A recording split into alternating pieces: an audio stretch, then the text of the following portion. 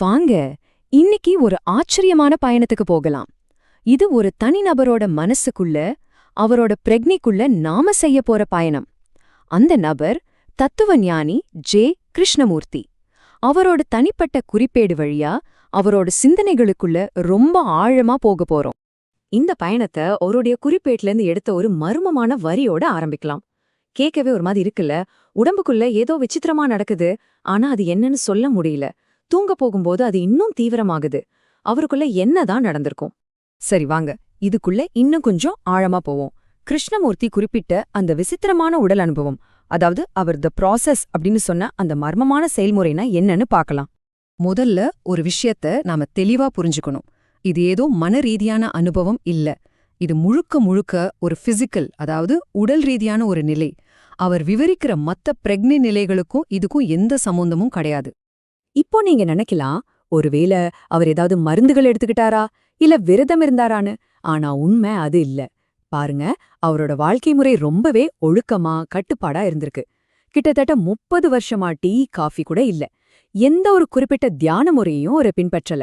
அப்போ இது எப்படி நடந்தது? ஆனா பாருங்க, இந்த உடல் ரீதியான ஒரு வலி அவருக்கு மனச பத்தின ஒரு பெரிய புரிதலுக்கு கதவை திறந்து வச்சிருக்கு. அங்கதான் அவர் மூளைக்கும் மனசுக்கும் உள்ள ஒரு பெரிய வித்தியாசத்தை பத்தி பேச ஆரம்பிக்கிறாரு. இங்கதான் விஷயத்தோட மையத்துக்கே வரும். அவர் என்ன சொல்றாருன்னா, மூளைங்கிறது நம்மளோட கடந்த காலத்தையெல்லாம் சேமிச்சு வைக்கிற ஒரு கிடங்கு மாதிரி, ஒரு கண்டிஷன்டு மெஷின். ஆனா மனம் அப்படி இல்ல. அது முழுமையானது, முற்றிலும் காலியா இருக்கிற ஒரு விழிப்புணர்வு நிலை. இந்த ரெண்டுக்கும் உள்ள வேறுபாடுதான் அவரோட தத்துவத்தோட ஆணிவேர்னே சொல்லலாம். யோசிச்சு பாருங்க, எவ்ளோ ஆழமான ஒரு வரி இது.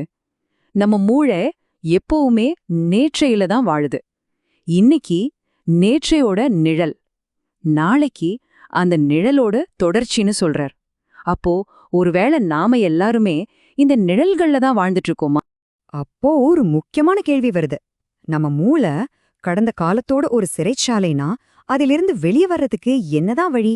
எப்படி சுதந்திரத்தை கண்டுபிடிக்கிறது? பொதுவா நாம என்ன நினைப்போம்? புதுசா எதையாவது கத்துக்கணும், உருவாக்கணும்னு நினைப்போம். ஆனா கிருஷ்ணமூர்த்தியோட பதில் ரொம்பவே ஆச்சரியமா இருக்கு. அவர் சொல்றார், புதுசா எதையும் கட்டாதீங்க, ஏற்கனவே இருக்கிறத அழிச்சிடுங்கன்னு. ஆமா, நீங்க கேட்டது சரிதான், அழிப்பது. ஆனா இங்க அழிவுனா பில்டிங்ஸையோ பொருட்களையோ அழிக்கிறதில்ல. நமக்குள்ள நாம கட்டி வச்சிருக்கிற பாதுகாப்பு சுவர்கள், நம்ம நம்பிக்கைகள், கடவுள்கள், நம்ம அறிவு, அனுபவங்கள்னு எல்லாத்தையும் அழிக்கிறத பத்தி பேசுறார். ஏன்னா அவர் என்ன சொல்றாருன்னா, இந்த மாதிரி எல்லா சுமைகளும் அழிஞ்சாதான் அங்க ஒரு சுதந்திரம் பிறக்கும். அந்த சுதந்திரத்திலிருந்து தான் உண்மையான படைப்பு உருவாக முடியும்.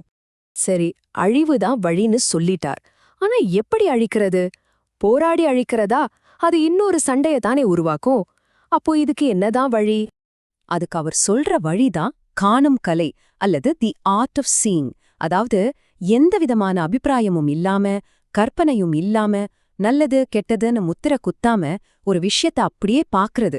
அப்படி முழுமையா பாக்கும்போது பாக்குற நான் அங்கே இருக்க மாட்டேன். கடந்த காலத்தோட சுவடு இல்லாம போயிடும். இதுக்கு நேரமெல்லாம் தேவையில்ல. இது காலம், வெளி எல்லாத்துக்கும் அப்பாற்பட்டது. இது உடனடியா அந்த கணத்திலேயே நடக்கக்கூடிய ஒரு விஷயம். சரி, இப்படி நம்மளோட கடந்த காலத்தை சுமந்துட்டு இருக்கிற மூளை அமைதியாயிடுச்சு. இந்த காணுதல் அப்படிங்கிற ஒரு புது நிலை வந்துருச்சு. அப்போ என்ன நடக்கும்? என்ன வெளிப்படும்? அதுதான் கிருஷ்ணமூர்த்தி தி அதர்னஸ், அதாவது மற்றொன்றுன்னு சொல்றார். அதுக்கு அவர் ஆசிர்வாதம், பிரம்மாண்டம்னு பல பேர் கொடுக்கிறார். இது நாமலா உருவாக்கிக்கிறது இல்ல, தானா வரக்கூடிய, உணரக்கூடிய ஒரு பிரசன்னம். இந்த வரிகளை கேட்கும்போதே அதோட வீச்ச நம்மால உணர முடியுது இல்லையா? அது அந்த அறையில மட்டும் இல்ல, மலைகள் மேல, கடலுக்கப்பால, பூமி முழுக்க பரவி இருக்குன்னு சொல்றார். இதோட முக்கியமான அம்சம் என்ன தெரியுமா? இது ஒவ்வொரு தடவையும் புதுசு. நம்ம மனசுல ஒரு நினைவா இது தங்காது. அதனால இதுக்கு நாம பழகிடவே முடியாது. ஒவ்வொரு முறையும் இது ஒரு முதல் அனுபவம் மாதிரி. கடைசியா இந்த வெற்றிட நிலை நம்ம வாழ்க்கையோட ரொம்ப அடிப்படையான விஷயங்களான அன்பு, மரணம், படைப்பு, இதையெல்லாம் எப்படி தலைகீடா மாத்துதுன்னு பாப்போம். இங்க பாருங்க, அன்புங்கிறது ஒரு தேவையிலிருந்தோ பற்றுதலிலிருந்து வர்றதில்ல. அதுவே ஒரு அழிவுன்னு சொல்றார். எதை அழிக்கிறது? நான்கிற அகங்காரத்தை அழிக்கிறது. அதே மாதிரி படைப்புங்கிறது முழுமையான வெற்றிடத்திலிருந்து பிறக்குது. இந்த வெற்றிடம்தான் எல்லாத்துக்கும் ஆரம்பம், எல்லாத்துக்கும் முடிவு. இந்த வரி அதுக்கு ஒரு அருமையான உதாரணம். எங்க அன்பு இருக்கோ அங்க மரணமும் இருக்கு, அதை பிரிக்கவே முடியாதுன்னு சொல்றார். அதாவது அகங்காரத்தோட மரணம் நடந்தாதான் உண்மையான அன்பு மலரும். அப்போ இந்த பயணத்தோட இறுதியில உங்களுக்கான ஒரு கேள்வியோட நான் முடிக்கிறேன். நம்ம கடந்த காலத்தோட மொத்த சேமிப்பு கிடங்கான இந்த மூளை அமைதியாயிட்டா அங்க என்ன மிச்சம் இருக்கும்? யோசிச்சு பாருங்க.